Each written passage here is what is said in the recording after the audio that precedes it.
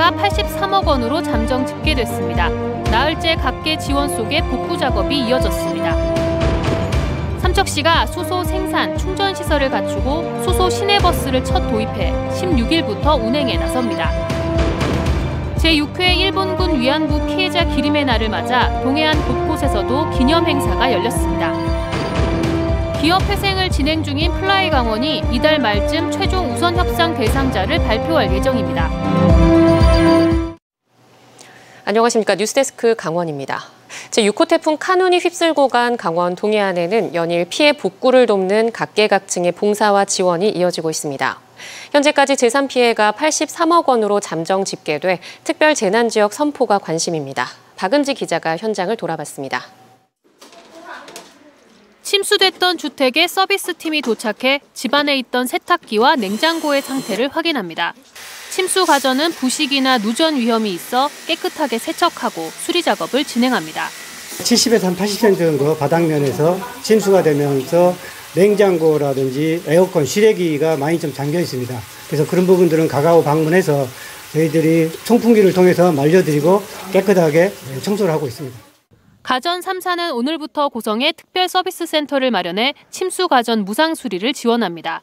제작사 상관없이 신청 가능하고 고성군 외에도 방문 서비스가 지원됩니다. 주민분께서 안에 있는 부분들은 다 침수가 돼가지고 버리셨고, 그러니까 천정에 있는 물건인데 이거라도 건질 수 있을까 해서 갖고 오셨어요. 그래서 내가 대신 쫓아온 거예요. 거진읍 사무소에는 세탁 차량이 배치됐습니다. 곳곳에서 침수된 이불과 옷가지 등을 수거해 배달한 양만 2,000kg이 넘습니다. 이게 뭐 남의 일이 아닌 저도 겪을 수 있는 일이기 때문에 내 일이라는 생각하고 그런 마음으로 참여하게 되었습니다. 각계각층의 도움으로 피해 지역은 조금씩 제 모습을 찾고 있습니다. 고성군에서는 나흘간 800명에 달하는 자원봉사자들이 침수주택 등 복구 작업에 구슬땀을 흘렸고, 속초에서도 자원봉사자와 경찰, 공무원 등이 대거 투입돼 응급복구를 거의 마쳤습니다. 이번에 지하실에 물이 좀 차가지고요. 자원봉사님들 오셔서 물 좀 이렇게 날르고 또 이불도 젖은 것도 많은 도움이 됐어요. 빨래도 해주셔가지고요.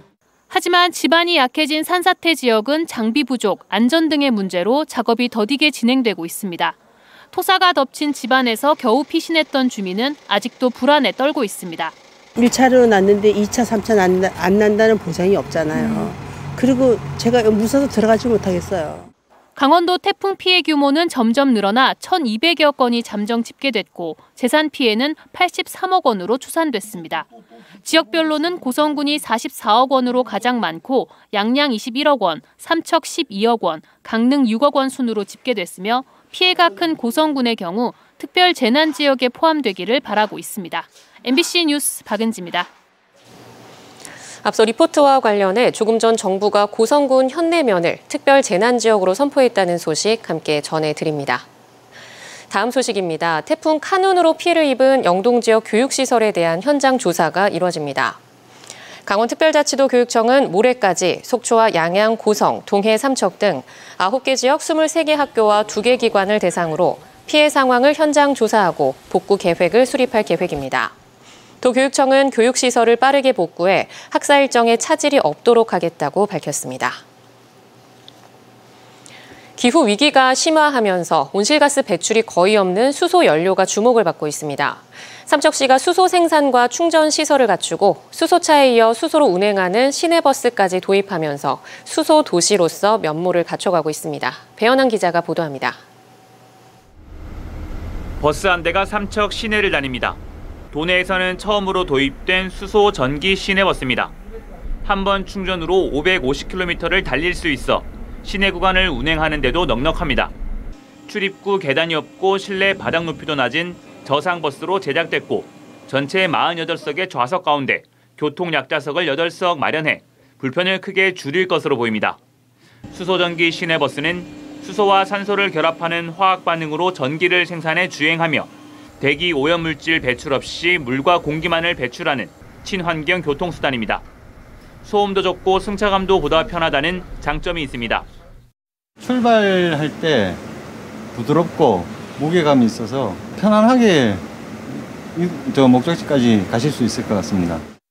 국도비와 자부담 등 5억 3천만 원이 투입됐고 삼척 시내와 동해 인근 구간까지 투입돼 오는 16일부터 운행을 시작할 예정입니다. 수소도시 삼척시에는 수소 생산과 충전 시설이 들어섰고 수소 승용차도 300대 넘게 보급됐습니다. 이번 수소버스 도입으로 수소 중심의 교통 인프라도 체계화됩니다.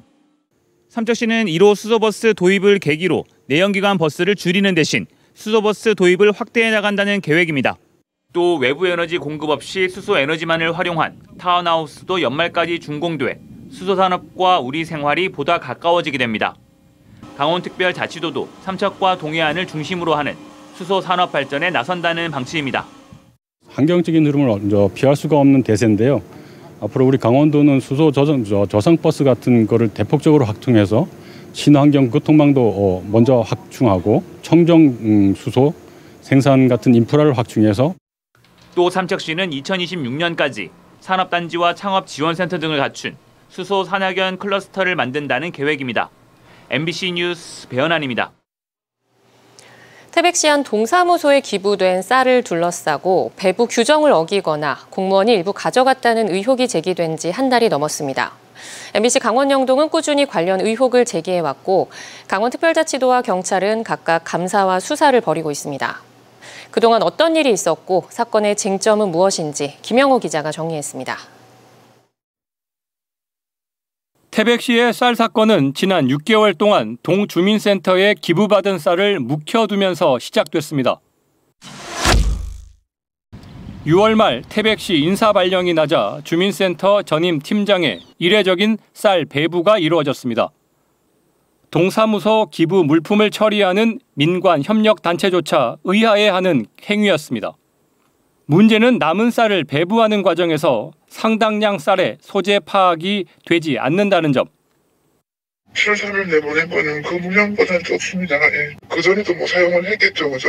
그래도 그 물량만큼은 수치료는 아니에요. 예. 관련 사안을 처음 보도한 뉴스는 보름 만에 조회수 70만 회를 넘어설 정도로 전국적 여론의 관심사가 됐습니다. 기부자와 해당 공무원의 반박이 이어졌습니다. 알아서 좋은 데 써주세요. 이렇게 얘기를 합니다, 보통. 동사무소에 전화를 해서 꼭 저소득층에 써주셔야 됩니다. 이렇게 얘기를 안 한다는 거예요. 이게 문제가 될 수도 있다는 생각은 저는 처음도 못했고요. 기부자와 얘기를 했을 때 그러니까 뭐 어디든 상관이 없다라는 그 구조대법을 들어서 7월 24일부터 경찰과 강원특별자치도가 수사와 감사에 돌입하며 사실 규명에 나섰습니다. 그리고 CCTV에 찍힌 영상에 추가 사실이 폭로됐습니다.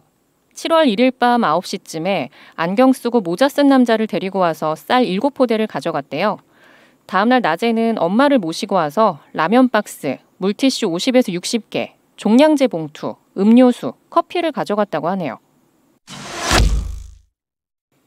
기부물품 처리 규정 위반 의혹에서 시작된 사건은 횡령과 절도 혐의로 번졌고 서류 조작 등 증거 인멸 의혹도 제기됐습니다.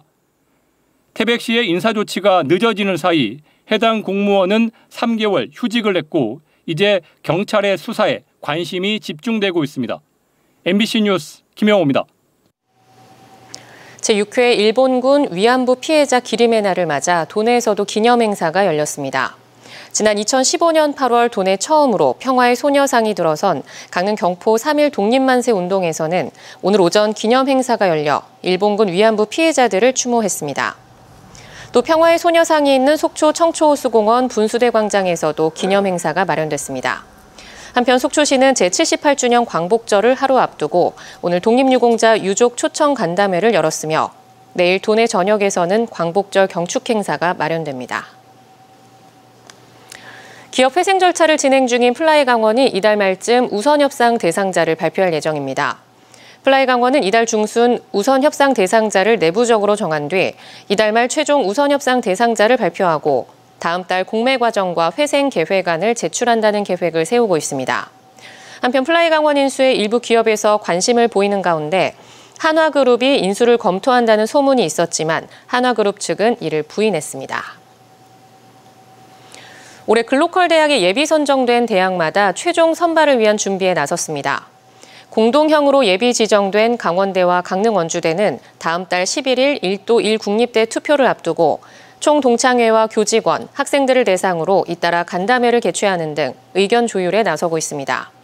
연세대 미래캠퍼스는 첨단 산업 기업들의 집적과 대학의 창업 활성화를 이루는 도시형 캠퍼스 모델을 제시했고, 한림대는 모든 전공을 개방형 혁신 플랫폼으로 바꾸는 AI 기반의 3대 융합 클러스터를 제안했습니다.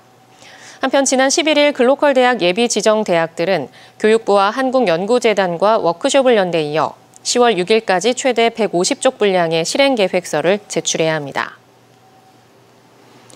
오늘 오후 3시쯤 양양군 현남면 북분리의 해수욕장에서 서핑을 하던 50대 남성이 바다에 빠졌습니다.